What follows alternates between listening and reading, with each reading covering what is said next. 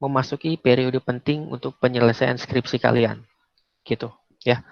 Jadi ini sangat kritis gitu, sangat kritikal. Sehingga biasanya kalau kita nggak menyadari hal ini penting, itu jadinya kalian tidak memberikan porsi lebih gitu. Misalnya gini, kalian ambil mata kuliah metodologi penelitian, terus misalnya apa ya, kecerdasan buatan, satu lagi DSS gitu. Karena saya bilang Med Open itu penting, jadi kalian bikin porsi tuh. Wah, 40% waktu saya untuk Med Open gitu misalnya. 20 lagi untuk DSS gitu misalnya. 20 lagi untuk apa gitu misalnya. Ya, kalian kalau bisa pikirkan itu. Ya, karena apa? Karena uh, kalau saya bilang ini mata kuliahnya sedikit tricky. Tricky itu gimana?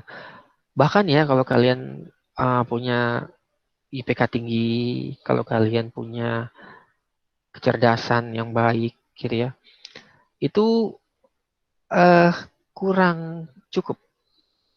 Oke, itu harus dipadu dengan kemampuan membaca kamu, bagaimana kemampuan menulis kamu, bagaimana kemampuan meringkas literatur review, bagaimana daya tahan kamu untuk mengerjakan skripsi, bagaimana dengan fokus kamu, bagaimana dengan motivasi kamu, ya supaya kamu bisa finish nih. Ini kan maraton ya, bisa finish nih. Ini udah menjelang akhir maraton kalian.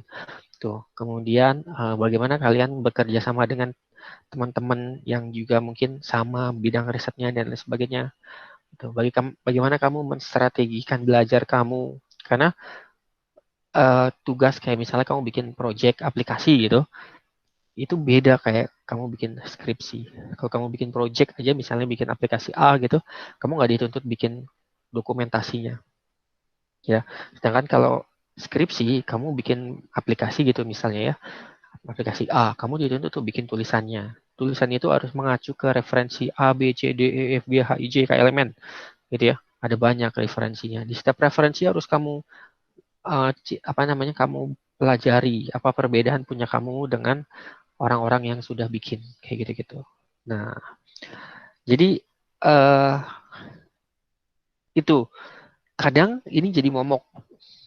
Ya, kadang mata kuliah map apa ini jadi momok ya. Karena biasanya nih kalau pengalaman saya memang selalu kebagian mata kuliah metopen terus sih gitu. Selama saya ajar, biasanya saya sering ngeliat kejutan. Apa itu kejutannya? Biasanya, walaupun yang IPK-nya tinggi-tinggi, biasanya pada rontok. Ya, kemudian justru yang teman-teman yang saya biasanya biasa-biasa aja gitu ya, tapi dia punya motivasi, dia punya semangat, dia punya strategi belajar, biasanya malah selesai duluan gitu. Atau dia memiliki kualitas. Sebentar, baterai saya habis.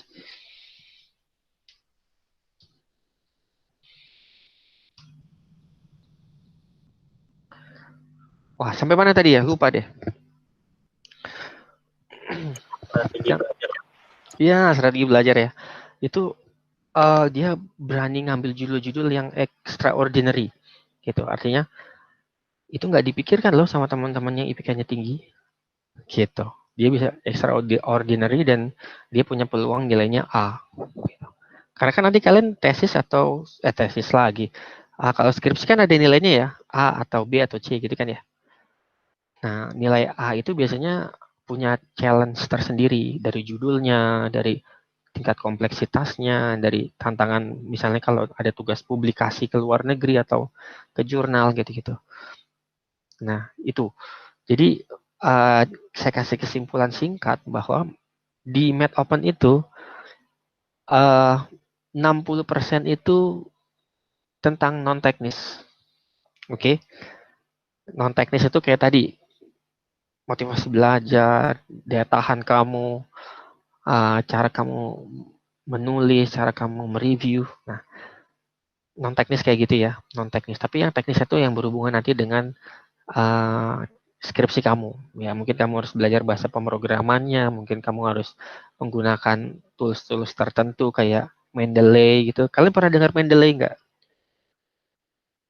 Ada yang pernah pakai Mendeley nggak? Ayo, siapa nih? Wah, nggak ada wajah-wajahnya, jadi ada yang pernah pakai Mendeley nggak? Pernah? Lu Pernah, Pak. Udah diajarin ya? yang buat nyari referensi bukan, Pak? Iya, bisalah dibilang itu. Gitu ya. Pernah ya berarti ya semuanya ya? Pernah ya? Oke. Ya, mudah-mudahan kalian udah pernah ya pakai Mendeley atau EndNotes atau apalagi ya dulu Zotero kayak semacam itu. Nah, itu tools yang sangat penting yang harus kalian pakai. Dimulai dari mata kuliah metodologi penelitian ini gitu. Jadi uh, kalau itu nggak pernah kamu pakai, sekarang udah mulai deh kamu coba-coba lihat lagi buat apa gunanya. Oh iya, by the way, perlu nggak kayak saya ngajarin Mendeley-nya? Atau kalian udah tahu caranya? Siapa nih yang perlu dipelajari? Yang perlu saya ajarkan nanti misalnya? Nggak ada ya? Wah, syukurlah. Nggak ada ya, berarti aman. Oke, lanjut. Tadi saya bilang Metopen itu adalah gerbang awal untuk uh, perjalanan skripsi kalian, ya. Jadi itu penting dan kadang di sini tidak melihat tuh dia IPK-nya tinggi atau kecil atau sedang gitu ya. Biasanya ini tergantung dari daya juang kalian, strategi belajar, terutama bagaimana cara kalian membuat riset gitu ya yang cepat, efektif dan baik. Nah, itulah yang jadi outputnya gitu. Ini susah banget nih mata kuliah ini kalau bagi kalian yang ini yang jarang baca dan menulis gitu. Jadi kalian udah kebayang belum tugasnya? Kalau saya jelasin dari penjelasan tadi kira-kira tugasnya banyak ngapain ya? Ngarang, oke. Lagi ayo. Baca, Pak, baca. Nulis, Pak, menulis. Wah iya, membaca. Oke, membaca, menulis. Sama nanti saya ajarkan juga namanya bikin brainstorming gitu ya. Apa ya kalau sekarang saya istilahnya brainstorming. Kalau sekarang itu hmm, mind map. Ya, kalau istilah sekarang mind map ya. Mind map. Terus nanti ada juga tentang uh, systematic literature review, bikin mind maps. Ya, itu dulu udah cukup sih. Itu udah cukup bikin kepala mumet lah. Ya. Nah, mungkin ya, kalian nanti punya rezeki, kalian punya kesempatan untuk studi lanjut S2 gitu ya. Itu metodologi penelitian itu sangat sangat sangat sangat sangat terpakai sekali pada saat kalian nanti melakukan studi lanjut. Oke. Untuk kalian yang mungkin nanti kerja atau buat usaha, nanti kayak teknik-teknik bikin brainstorming itu sangat penting, sangat bermanfaat sekali gitu. Buat kalian merancang ide supaya idenya itu menjadi kenyataan kayak gitu-gitu. Supaya nggak melebar dari jalur yang udah ditentukan kayak gitu. Ya itu sangat penting gitu. Jadi banyak banget manfaatnya. Nah, makanya itu karena kan kalau nggak kenal maka tak sayang. Makanya itu yang saya kasih gambaran sedikit kenapa Metopen itu penting dan nggak akan itu Metopen ditaruh di awal-awal semester ya. Pasti dia semester paling nggak 6 lah gitu, paling tidak 6 gitu ya. Nah, itu. Nah, saya kan ngajar juga ya di kampus Trilogi gitu. Kalau di kampus Trilogi saya kejam banget. Gitu. Kejamnya apa? Karena outputnya adalah publikasi internasional. Kalau dapat A, ya B publikasi uh, nasional gitu. Tapi enggak lah kalau buat kalian, oke? Apalagi kondisinya sekarang lagi COVID gini, nggak bisa saya push seperti itu. gitu. Tapi apa yang jadi plusnya kalau dia berhasil melewati Med Open gitu, kalau kayak di kampus lain itu, uh, dia pede banget ngerjain skripsinya. Ya, bahkan ada satu mahasiswa yang sudah saya pastikan dia lulus. Jadi sidang skripsinya itu hanya formalitas. Kenapa?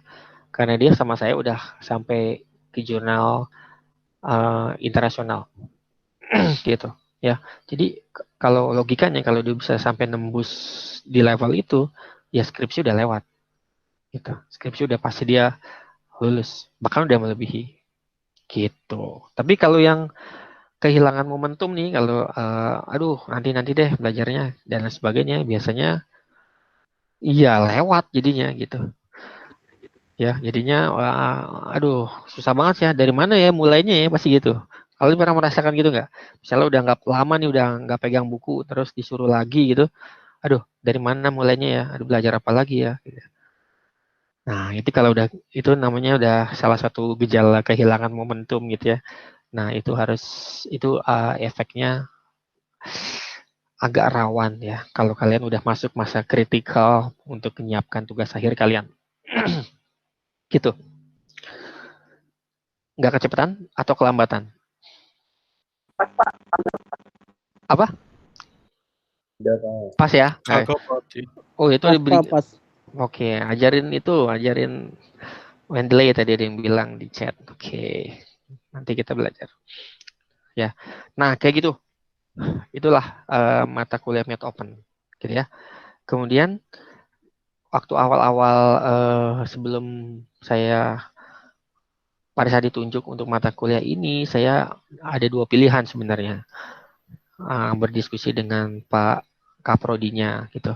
Pak, ini mau diarahkan ke metode penelitian yang murni, maksudnya belajar teori-teorinya aja gitu, atau kita bikin nanti hasilnya draft. Draft itu apa? Draft itu kerangka berpikir kalian untuk persiapan skripsi gitu. Nah, beliau sih kalau bisa draft ya. Jadi kalau kalian melakukannya dengan baik di mata kuliah ini, kalian nanti akhirnya punya draft penelitian. Oke, nanti di akhir ada draft penelitian atau coret-coretan. Nah, dalam istilah saya tuh coret-coretan tentang apa sih yang kita mau bikin untuk skripsi kita, gitu. Ya, walaupun nanti begitu, oke, ini udah bikin draft, kalian udah dapat nilai A, B gitu atau C gitu misalnya. Terus nanti begitu udah dapat nilai, besok mikir skripsinya berubah lagi, ya boleh gitu, boleh aja. Jadi nggak fix ya, nggak wajib harus itu jadi skripsi, nggak. Kalian boleh berubah lagi gitu. Tapi kan prosesnya dari nol lagi belajarnya. Nah, jadi kenapa saya bilangin seperti itu? Nah, jadi ada yang bilang tugasnya ngapain ngarang gitu ya. Ada benarnya juga gitu. Tapi ngarang terstruktur ya. Ngarang yang terstruktur jadi ada dasarnya gitu. Yaitu research paper ya, pakai lewat jurnal dan lain sebagainya. Nah, untuk membuat skema atau apa yang kamu mau buat itu gitu, ngarangnya diarahinnya ke sana gitu. Nah, itu susah-susah gampang ya. Kadang ada yang sambil makan roti pagi-pagi tahu-tahu oh iya bisa nih bikin ini gitu ya, tapi ada yang sampai baca puluhan paper enggak nemu-nemu judulnya ya. Ada yang ya sambil bengong gitu di lampu merah, ngeliatin lampu merah, lihat orang mondar mandir, ketemu, oh iya kenapa nggak saya bikin ini ya. Nah, ada yang kayak gitu. Jadi ada faktor luck-nya juga ya yang saya nggak bisa ajarin lah kalau itu. Jadi ada faktor luck-nya, kayak ide-ide itu muncul seperti itu. Oke, kalau boleh cerita dikit dulu waktu saya S2 itu ide S2 saya itu didapatkan dari membaca majalah namanya majalah National Geographic gitu. Karena waktu dulu ini curhat dikit ya, tapi kayaknya penting nih buat kalian. Karena dulu ngekos gitu ya, nggak punya uang gitu ya, nggak punya uang, terus libur panjang, nggak bisa kemana-mana. Akhirnya yaudah saya nyewa nih, nggak beli, nyewa komik gitu ya, nyewa komik, nyewa majalah gitu. Nah, dan di salah satu majalah yang saya sewa itu, yang saya baca itu saya uh, ini belajar tentang distribusi minyak, kayak Pertamina gitu ya. Uh, Gimana membuat algoritma untuk mendistribusikan minyak, tapi pakai algoritma swarm intelligence. Pernah dengar nggak? Swarm intelligence. Ada yang pernah dengar? Algoritma semut, ada yang pernah dengar nggak? Ada nggak? Belum pernah, Pak. Seriously? N algorithm atau semut gitu, atau B atau AB itu apa sih bahasa Indonesianya ya? Lebah. Wah, iya, lebah ya. Kita bikin algoritma dari lebah gitu. Nah, dari situ saya mulai, dari baca itu saya udah mulai nyusun apa yang jadi tesis saya gitu. Akhirnya saya nggak pakai semut dan saya nggak ngambil tema tentang distribusi minyak atau BBM gitu ya. Jadinya saya merancang sendiri, yaitu adalah algoritma rayap gitu. Jadi bagaimana mekanisme rayap untuk dijadikan robot. Ya, jadi algoritmanya pakai cara pergerakan rayap, dan satu rayap itu merepresentasikan satu robot. Jadi robot itu bisa bikin bangunan otomatis gitu. Seperti halnya dia membangun rumah, rayap itu sendiri gitu. Ya. Jadi bacanya semut, bacanya bee atau lebah, bacanya tentang flocking bird, bacanya tentang fish, schooling fish atau kerumunan ikan, tapi tesisnya bikin rayap, ya, termites, gitu. Swarm robotics namanya. Jadi algoritma buat pergerakan robot, tapi berdasarkan algoritma rayap itu. Tuh, ya. Itu waktu saya S2. Ya gara-gara nggak punya duit, baca-baca majalah, ada inspirasi, langsung saya action. Ya, jadi setiap hari saya nggak berhenti. Paling enggak saya download satu paper. Ya, dan di kepala saya nih, di pikiran saya bilang ini adalah progres untuk tesis saya. Walaupun saya cuma download. Kira-kira dibaca nggak yang saya download tadi paper-paper itu? Kira-kira menurut kalian? Dibaca nggak? Insya Allah. Enggak lah. Dibaca, Pak, dibaca. Enggak, pasti jawabannya. Enggak akan saya baca. Ya kan? Kalau udah kepepet baru dibaca kan? Benar gak sih? Ya Pak. Insya Allah. Ya Pak, bisa jadi. Bisa jadi ya. Iya, biasanya kan kalian juga gitu kan? Benar gak? Kalau udah kepepet baru baru baca. Nah, paling tidak kalau saat kepepet, saya nggak lagi nyari atau download gitu ya. Saya udah punya, saya tinggal baca gitu. Jadi saya bisa cepat membuat proposal tesis saya. Nah, itulah yang ingin saya tularkan ke kalian. Ya, mungkin itu kalau saya ada faktor luck-nya. Tadi saya bilang, saya baca majalah, ketemu tema riset, saya push diri saya konsisten di sana gitu. Ya, mungkin itu sama kayak tadi yang tiba-tiba jalan, bengong di lampu merah gitu ya, nungguin lampu merah, ternyata ada ide. Nah, sama lah mungkin kayak gitu ya. Nah, tapi ada juga yang pakai banyak baca-baca tapi nggak ada judul yang dia pilih. Nah, itu. Jadi ada faktor luck-nya di situ. Tapi mau bagi saya yang ada faktor luck-nya gitu ya, keberuntungan, dan yang tidak punya keberuntungan akan menjalani proses atau tahapan yang sama untuk bisa menggolkan tugas akhirnya. Sama prosesnya. Ya, dan itu diajarin di mata kuliah Metopen. Gitu. Oke, itu gambarannya. Ya. Terus kalau tadi udah pada tahu tugasnya itu bakalan banyak baca, menulis. Di antara baca jadi membaca ditambah menulis sama dengan itu meringkas. Nah, nanti ada ringkasan-ringkasan gitu ya, ringkasan-ringkasan apa yang kalian baca. Susah nggak sih kira-kira? Enggak ya? Sulit, Apa? Sulit ya? sulit. Iya.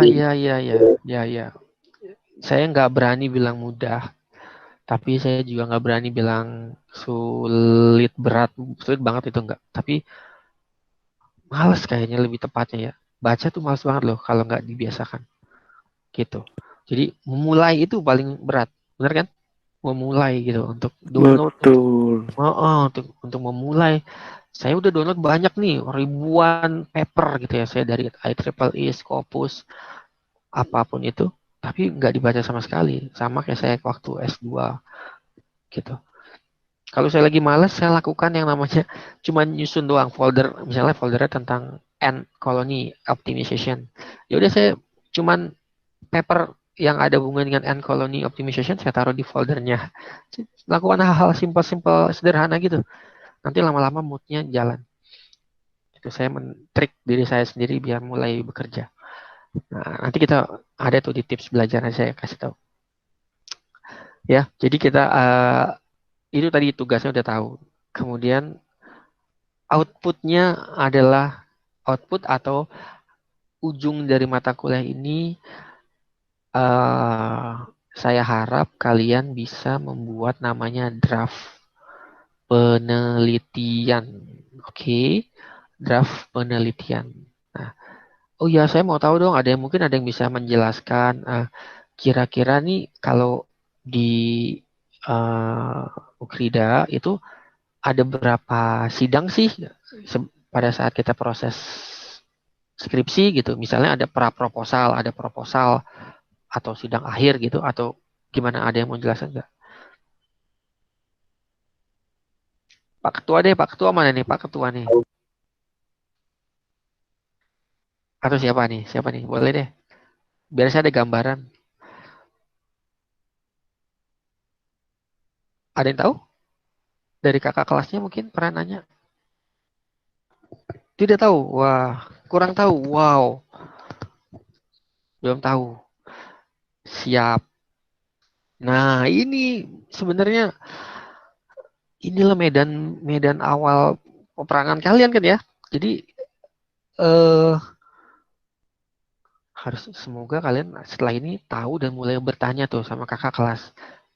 Berapa tahapan sih saya sampai saya dinyatakan lulus gitu.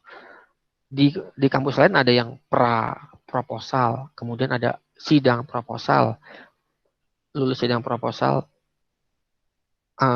terus sidang skripsi gitu. Tapi ada juga yang langsung ke proposalnya saja, nggak ada pra proposalnya, langsung ke langsung ke sidang skripsi. Tapi ada juga yang ada gini, sidang pendadaran dulu, pendadaran, habis itu pra proposal, kemudian proposal, kemudian skripsi, sidang skripsi. Wah, itu. Nah, langkah-langkah itu sebaiknya kalian mulai tanya-tanya ke kakak kelas. Ya, itu adalah medan tempurnya kalian tuh. Jadi kalian bisa planning nanti. Oh, di semester ini, di akhir semester ini saya punya draft. Nanti masuk semester 8, di 2 bulan pertama saya udah harus lulus proposal, kayak gitu-gitu. Kalian harus plan supaya kalian bisa lulus cepat. Gitu. Pengen kan ya lulusnya cepat ya? 8 semester lah gitu. Mudah-mudahan nggak lebih. Nah, jadi jika ini buat kalian lumayan berat bobotnya, hal itu juga menjadi tanggung jawab saya. Ini juga lumayan berat untuk saya, gitu. Jadi kita timbal balik ya. Dan ini sangat membutuhkan komunikasi. Oke, ini sangat membutuhkan komunikasi. Jadi kalian harus sering bertanya ke saya atau dosen yang lain. Atau mungkin kalian udah punya calon pembimbing gitu ya. Kalian harus sering bertanya ya. Terus kalau di review ada salahnya, perbaiki cepat, perbaiki gitu. Baru kalian bisa optimal belajarnya. Kalau bukan optimal mungkin maksimal kali ya. Gitu. Jadi harus bertanya. Jadi kalau pasif biasanya ketinggalan kereta sama yang aktif. Gitu. Ya. Nah, ini biasanya loh ya, biasanya kalau yang IPK-nya udah gede-gede tuh males ya nanya ya, takut dikirain nggak bisa. Bener gak sih? Bener gak?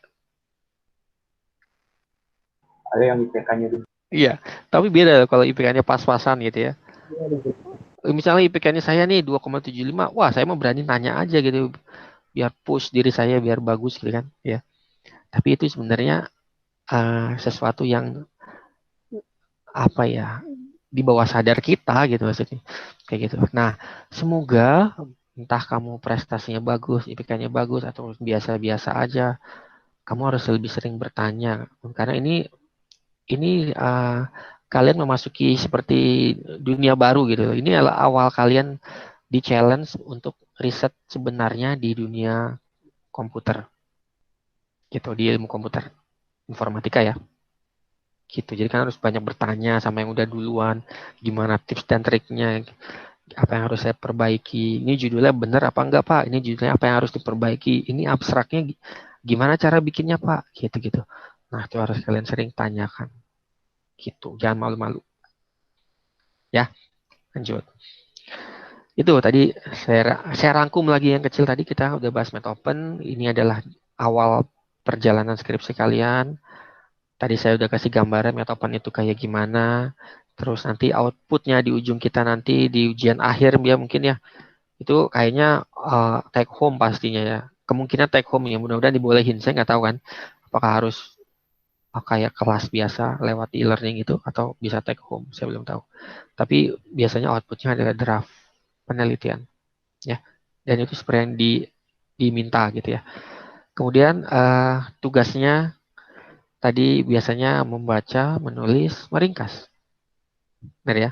Nah, membaca, menulis, meringkas itu juga adalah kemampuan yang harus kalian mulai bangun secara intensif. Ya, beda kayak gini. Beda kayak misalnya machine learning gitu ya. Syaratnya dia harus belajar ini apa namanya?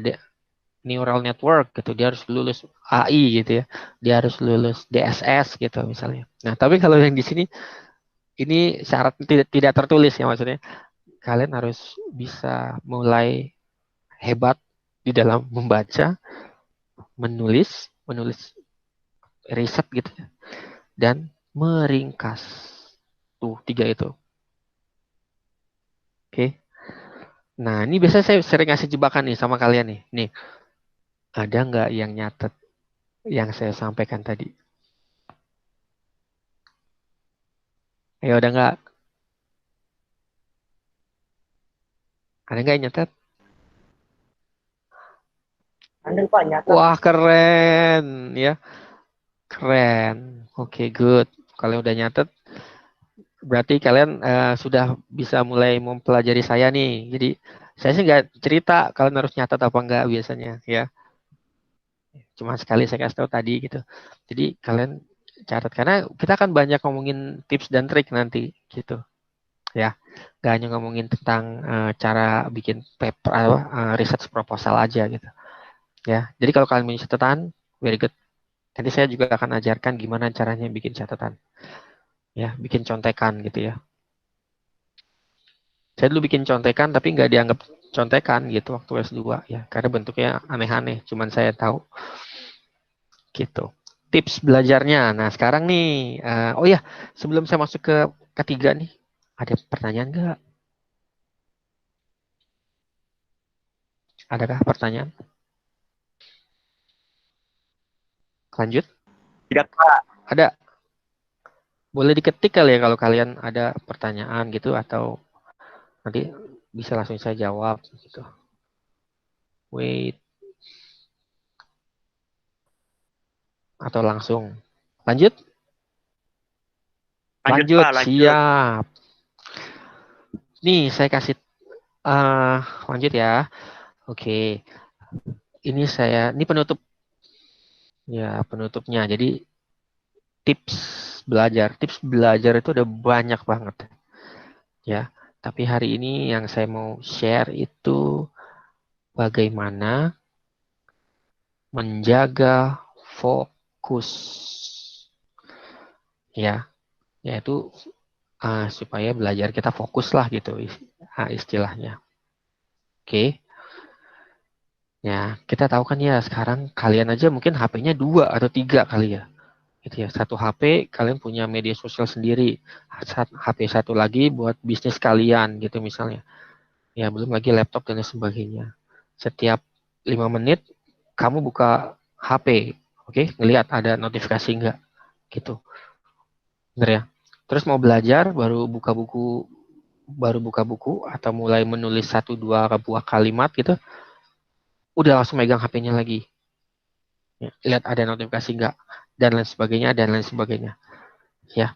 Nah, itu salah satu bentuk gangguan, gitu. Atau apa ya? Wah, kan lagi PSBB nih. Tiba-tiba lagi mulai belajar, di depan rumah kalian ada yang manggil tuh. Oh, main PS yuk gitu misalnya. Yang cowok-cowok nih biasanya nih ya. "Ayo main game bareng yuk gitu misalnya. Nah, itu distraksi lagi. Maksudnya gangguan lagi gitu, ya.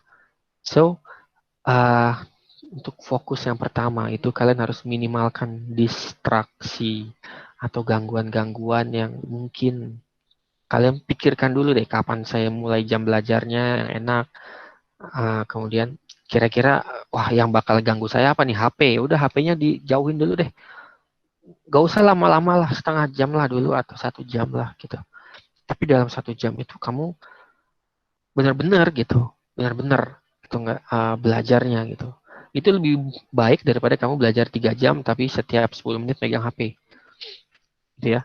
HP atau makan atau ngapain, ya. Jadi kalau saya loh ya, saya sih biasanya nggak makan tuh.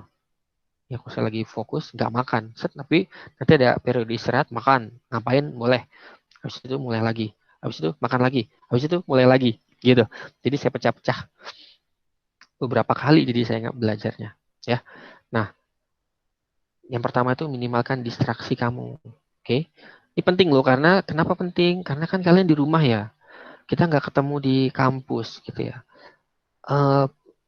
Kalian belajar kayak anak S3 loh sebenarnya ya. Atau S2 atau S3 loh. Kalian belajar mandiri loh di sini. Dan belajar mandiri itu banyak gangguannya ya. Ya, kalau saya udah menikah gini punya anak, kadang anak-anak jadi ngajak main dan lain sebagainya, itu juga distraksi. Oke, jadi punya tantangan tersendiri gitu. Ya. Satu, minimalkan gangguan atau distraksi. Kedua itu lingkungan belajar ya.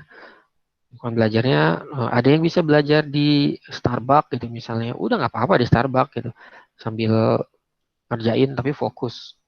Ada yang bisa belajarnya di rumah, ada yang bisa belajarnya di tengah malam gitu ya. Nah, kalau saya termasuk ini, istilahnya saya burung hantu. Saya bukan burung gereja gitu, maksudnya bukan burung yang pagi-pagi gitu, apa namanya, burung kutilang atau apa ya.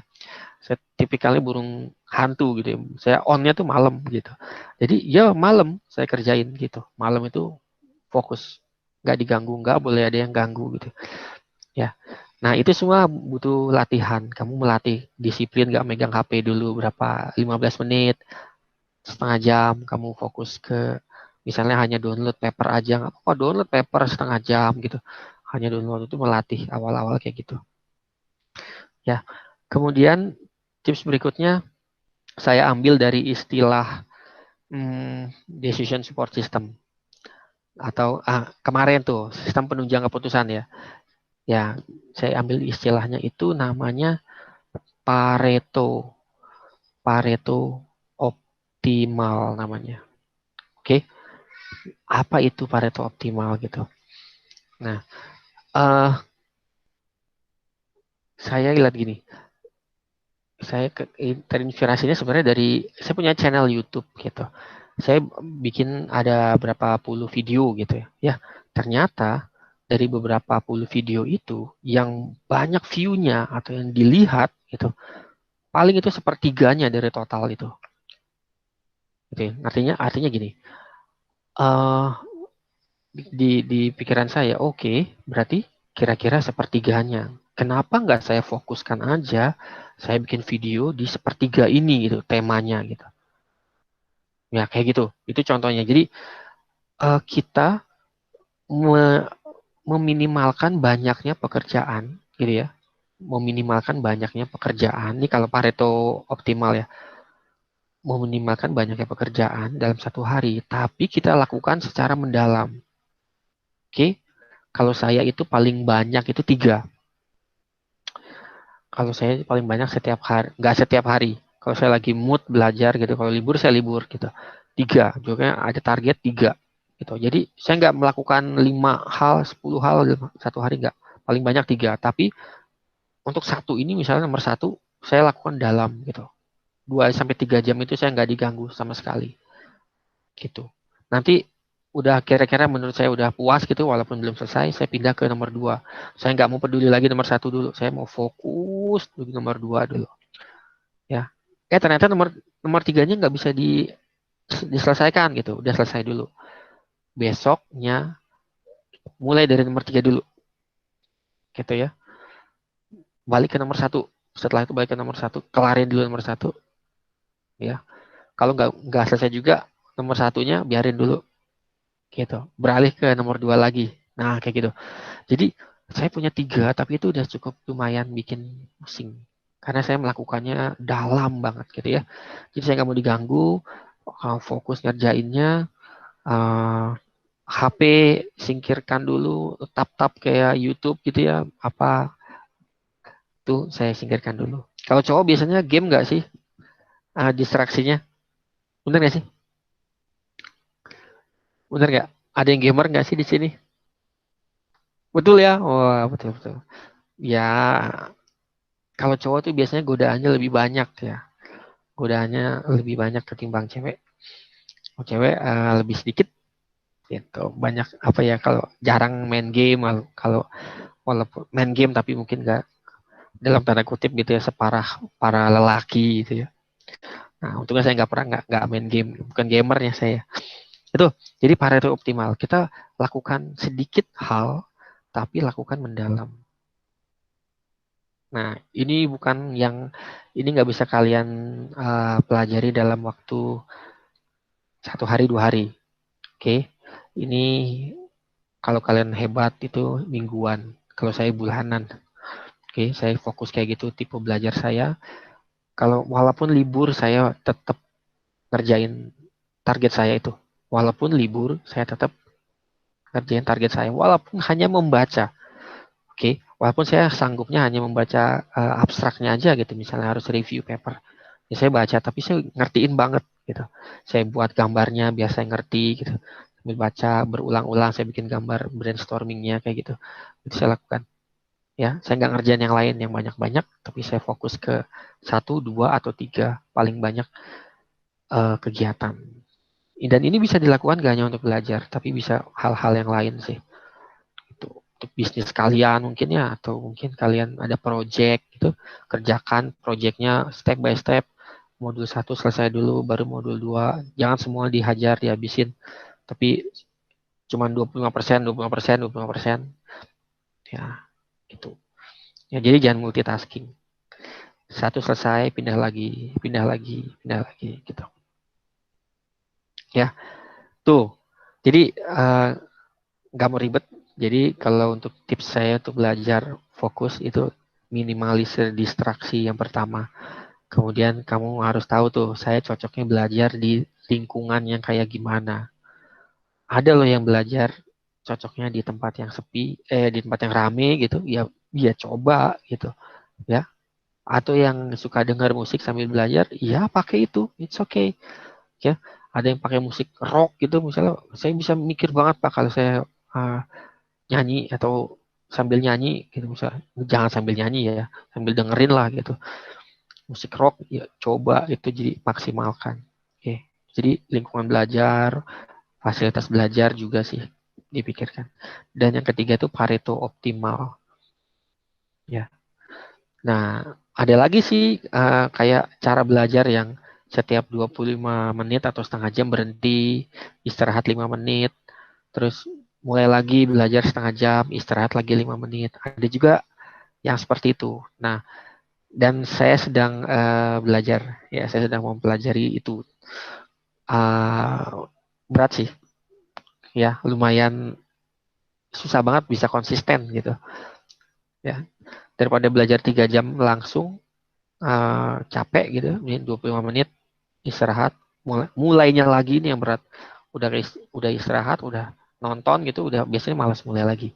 Banyak banget gangguannya, ya. Saya masih trial error nih untuk yang tadi itu, yang belajarnya pendek-pendek, istirahat pendek-pendek, istirahat. Masih trial error gitu. gitu ya.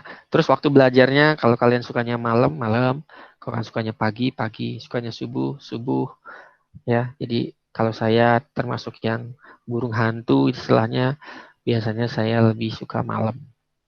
Jam 10 gitu baru otak saya on. Ting gitu. Ntar berhentinya tahu-tahu udah jam 2 malam, 2 pagi gitu. Nggak terasa. Tuh. Kalau yang nggak biasa jangan. Oke. Gitu ya.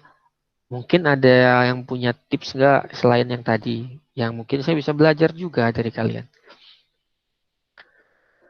Ini ada 25 siswanya ya, yang ada di sini ya. Ada 25 siswa. Lengkap ya ini ya.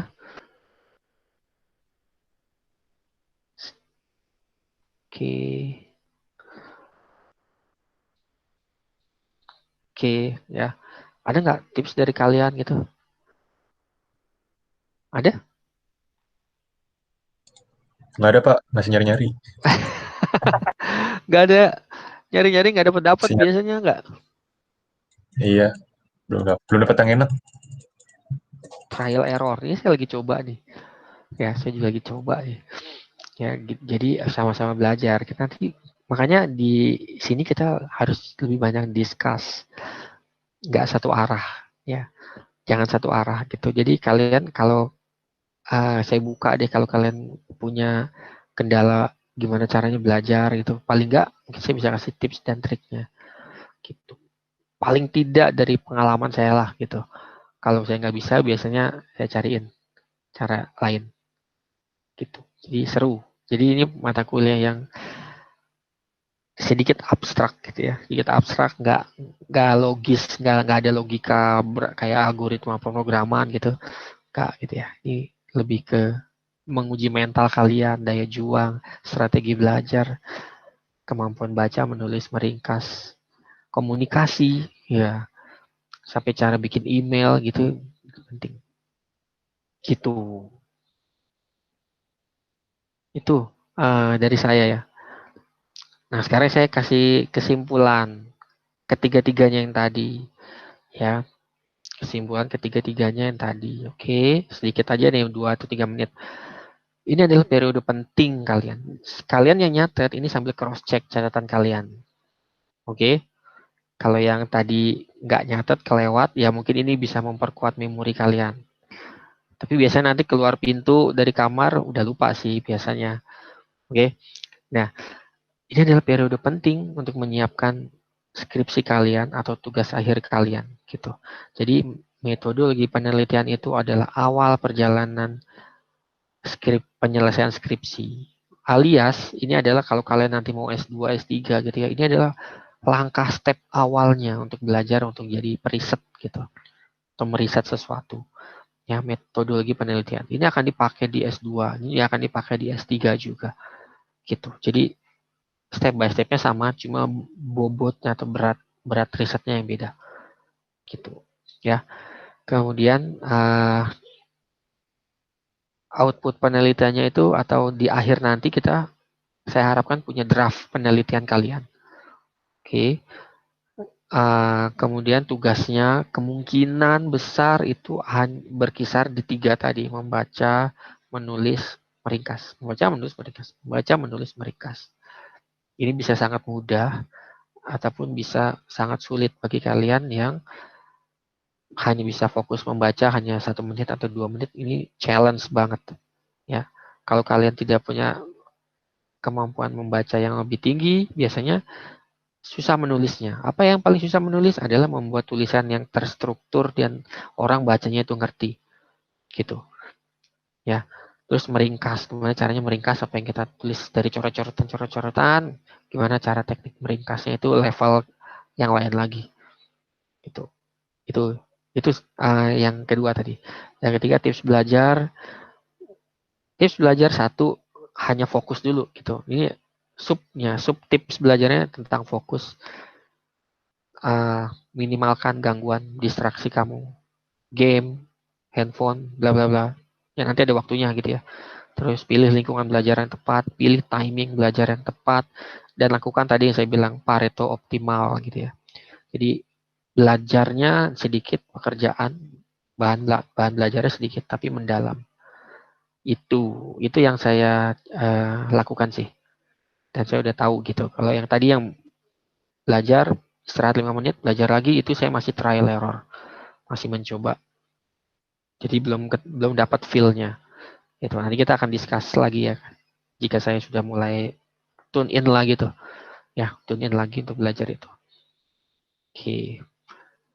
By the way, mungkin sedikit saya lagi punya riset tentang vehicle to vehicle communication. Jadi untuk mobil otonom. Jadi mobil otonom itu nanti bisa bergerak dalam formasi tanpa drivernya gitu ya, driverless gitu. Mungkin dari kalian ada yang punya kesukaan ke sana? V2V communication? Belum ya? Ya, nanti kita sisip-sisipkan gitu ya sebagai contoh. Mungkin nanti saya tunjukkan beberapa draft penelitian saya yang ada yang berantakan, ini salahnya di mana, ada yang udah bagus, ini bagusnya di mana, kayak gitu. Ada contoh-contohnya. Ya, itu pertemuan kita hari ini. Udah berapa jam nih kita nih? 1 jam ya? 1 jam, 1 Pak. jam ya? Iya. Biar nggak habis nih kuotanya kalian nih. Sejam ya, jadi itu dari saya. Saya kasih pertanyaan kalau kalian mau bertanya. Sesi pertanyaan sebelum saya tutup.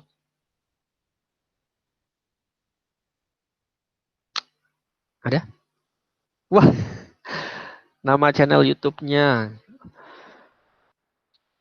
Channel YouTube saya bukan channel YouTube yang ini, yang serius-serius.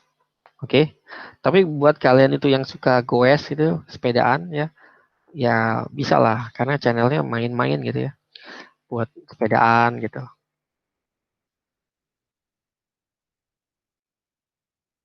Terus. Oke, Pak, soal Mendeley, apakah nanti diajarkan? Oke. Boleh tahu nggak nih? Saya nanya dulu ya. Apa namanya? Berapa di antara kalian yang sudah pernah pakai dan setengah lah memakai fitur-fitur Mendeley, setengah lah untuk citasi, untuk mengumpulkan paper, untuk memperbaiki atribut-atribut papernya kayak nama jurnal, penulis, ISBN gitu. Siapa yang udah pernah? Yo, belum pernah. Good. Nah, saya suka yang jujur nih. Iya, saya suka yang jujur nih. Jadi saya bisa tahu. Oke. Saya belum pernah, Pak. Oke. Saya juga Pak, belum pernah Pak. Oke, good. Sip. Berarti nanti saya ajarin kok ya. Kita akan belajar tentang Mendeley. Berarti kalian download ya di komputer kalian ya. Kalau di HP agak ribet tampilannya gitu. Ya, nggak enak ngelihatnya gitu. Jadi kalian download Mendeley-nya, terus kalian bikin akun di mendeley.com itu. Oke, di HP bisa juga. Ini tadi nanya, di HP bisa nggak? Bisa. Tapi dia kalau buat saya nggak enak ngelihatnya kan harus di scroll gitu ya, harus di scroll gitu. Capek gitu. Kalau buat saya sih capek. Kalau kan nyaman di HP boleh. Nah, pertama kalian download, kalian bikin akun, ya. Terus di akun itu penting nih, kalian itu mengisikan kalian minat risetnya apa. Oke? Ya, kalian minat risetnya apa, itu kalian pada saat bikin akun itu kalian tulis. Nanti kalian dapat itu paper-paper dari Mendeley yang sesuai bidang minat riset kamu. Gitu kalian ya. Gitu. Kalau bisa pakai bahasa Inggris. Nah, misalnya kecerdasan buatan ya, kamu ganti jadi artificial intelligence gitu. Nanti dicariin tuh sama Mendeley, dikirimin ke email gitu, paper-paper yang berkaitan dengan itu. Nanti saya mulai ajarkan dari awal. Nanti otomatis belajar itu. Karena itu syarat sih. Nanti S2 kepake, S3 apalagi. Ya, S3 apalagi. Gitu. Ada lagi? Pak, ini di-record ya, Pak ya? Ini ada yang record, siapa nih yang record? Oh, oke. Jason, bagi Jason. Siap. Ya tuh si Jason ya. Jason di keep dulu bisa ya, Jason ya. nge-record ini masuk ke mana ya, Pak? Apa? Masuknya kemana sih? Ke Google Drive itu. Ke Google Drive. Ke Ah. Google Drive ini ya? Ah. Oke. Oh iya, by the way, kemarin saya ngisi berita acara, kode kelas kalian namanya apa sih? Kayak Maksudnya, Pak? ada satu MMNA gitu misalnya, ada 2 TI gitu misalnya. Apa sih ada kodenya gitu? IF depannya. Oke, oke. Oh, depannya IF. Oke. IF ya depannya ya. Ada kodenya nggak 2 atau berapa gitu? 3. 41, Pak. IF 41 ya? IF OPP 003 Pak untuk yang kemarin. Oh gitu. IF OP PP OPP 003. 003. Oke, Kalau yang IF. untuk hari ini Oke. IF 1W PO 37. Wait. Saya catat dulu. Oke. Ntar ya, saya catat dulu. Karena biar enak. Ntar. Itu untuk kode mata pelajarannya Pak. Mata kuliah Pak. Oh gitu. Iya Pak. Oh tuh, ya oke. This is what IF. Itu antara ini apa ya? Antara O atau enggak 0. Oh, oke. Oke, bentar. Catat bentar ya. Oke Pak. IF. Oh 0 itu Pak katanya Pak. 0 ya? 0. Iya. 3. IF 0 PP 003 itu yang untuk Sebentar lagi. yang kemarin Pak. Oke, kemarin apa yang sekarang ya? Yang kemarin. IF 1 WP 037. 37. Dah. Oke Pak. Oke. Ya untuk yang mendelay nanti kalian ya nanti kita buka lah gitu Mendeley cara pakainya gimana, saya demokan gitu ya. Tapi itu nanti bersamaan dengan pada saat kita memasuki tahap nyari paper. Oke, nanti ada tips dan trik gimana cari papernya. Terus kalian download masukin ke Mendeley, gimana cara ngaturnya. Nanti yuk kita simulasikan lah gitu. Ya, tapi mungkin nggak di minggu depan ya. Mungkin minggu depan kita mulai masuk ke metodologi penelitiannya yang fokus sudah mulai step 1-nya gitu ya. Ada tugas tapi boleh dikerjain boleh nggak nih? Aneh ya, ada tugas boleh dikerjain boleh nggak? Tugasnya adalah menghayal ya. Coba tanya ke diri kalian sendiri. Kan udah belajar 6 semester, oke? Kira-kira kalian sukanya bidang apa sih di ilmu komputer atau informatika yang kalian feel paling asik gitu. Walaupun itu susah loh. Ya, tapi kalian oke, saya dapat nih feel-nya di sini. Nah, itu PR-nya ya. PR-nya jadi kalian mereview diri kalian sendiri untuk bisa ngerjain itu. Saya sukanya apa? Inilah titik awal belajar Metopen. Oke, nanti di minggu depan kalau bisa udah ada. Kalau enggak, kalau belum ada, tanya ke saya. Oke, tanya ya. Nah, by the way, kalau kalian ada yang berminat nih, bidangnya sama kayak saya, di kecerdasan buatan, atau multi-agent system, atau swarm intelligence, gitu ya, ya boleh kita saling berbagi atau bertukar gitu.